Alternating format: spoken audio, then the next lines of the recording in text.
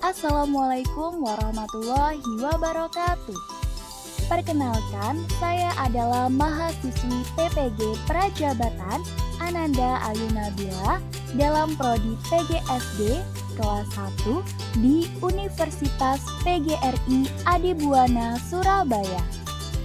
Pada kesempatan kali ini, saya akan melakukan kampanye praktik baik sebagai salah satu syarat ketuntasan ujian akhir semester dalam mata kuliah Perspektif Sosiokultural dengan dosen pengampu Ibu Ida Sulistiawati, SH MPD di Pendidikan Profesi Guru Prajabatan Universitas PGRI Adibuana, Surabaya, Angkatan 1 2023. Pada praktik pengalaman lapangan atau PPL 1, saya berkesempatan untuk menerapkan scaffolding pada Zone of Proximal Development atau ZPD dalam memenuhi kebutuhan belajar peserta didik kelas 2 SDN Dukuh Kupang, Surabaya. Intervensi terkait penerapan scaffolding pada Zone of Proximal Development atau ZPD.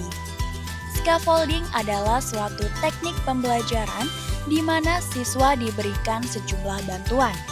Kemudian, perlahan-lahan diadakan pengurangan terhadap bantuan tersebut hingga pada akhirnya siswa dapat menunjukkan kemandirian yang lebih besar dalam proses pembelajaran. Scaffolding adalah metode mengajar dengan jalan menyesuaikan tingkat dukungan guru agar sesuai dengan potensi kognitif seorang murid.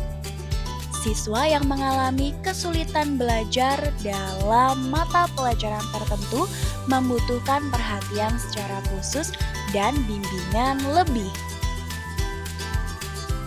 Zone of Proximal Development atau ZPD oleh Vygotsky diartikan sebagai serangkai tugas yang selalu sulit dikuasai anak secara sendirian, tetapi dapat dipelajari dengan bantuan dari orang lain yang lebih mampu seperti guru atau melalui kerjasama dengan teman sejawat.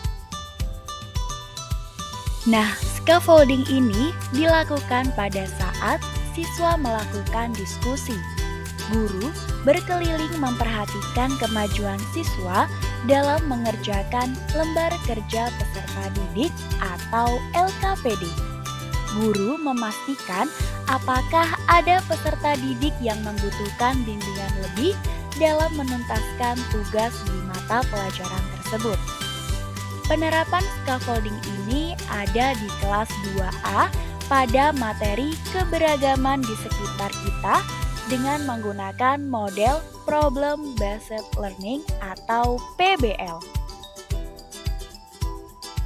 Beberapa tahapan aktivitas dalam melakukan scaffolding yaitu: yang pertama, saya mengkelompokkan siswa sesuai kemampuan dan gaya belajarnya. Selanjutnya, saya memberikan tugas berdasarkan tingkat kemampuan peserta didik. Tahapan ketiga, saya membimbing peserta didik secara berkelompok menggunakan metode scaffolding. Lalu yang terakhir, saya melakukan evaluasi terhadap proses pembelajaran tersebut. Hasil yang dicapai yaitu murid akan merasa dihargai dalam proses pembelajaran. Selanjutnya, murid dapat terlibat aktif dalam berdiskusi. Yang ketiga, menciptakan lingkungan yang suportif dan menerima murid. Dan yang terakhir, murid memiliki kemajuan dalam menyelesaikan setiap tugas yang diberikan oleh guru. Pembelajaran dan replikasi.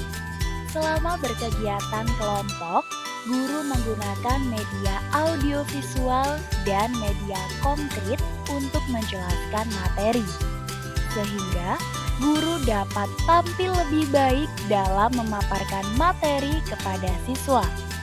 Dan peserta didik memiliki gambaran secara langsung pada materi pembelajaran.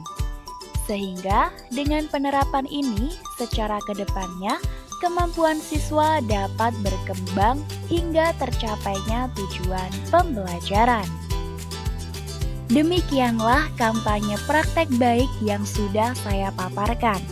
Semoga dengan pembelajaran scaffolding ini dapat membantu guru untuk memberikan pembelajaran sesuai dengan kebutuhan murid.